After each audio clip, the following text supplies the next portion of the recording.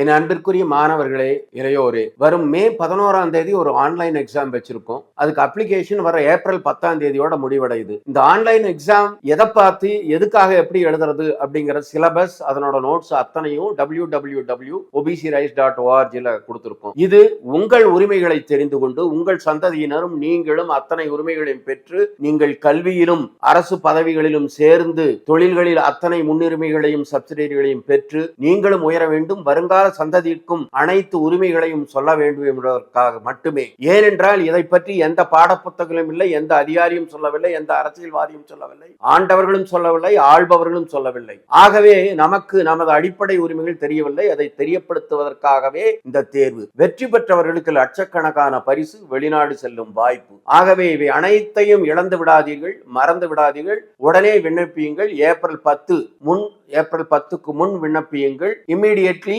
www.obcrise.org login செய்யுங்கள். நன்றி.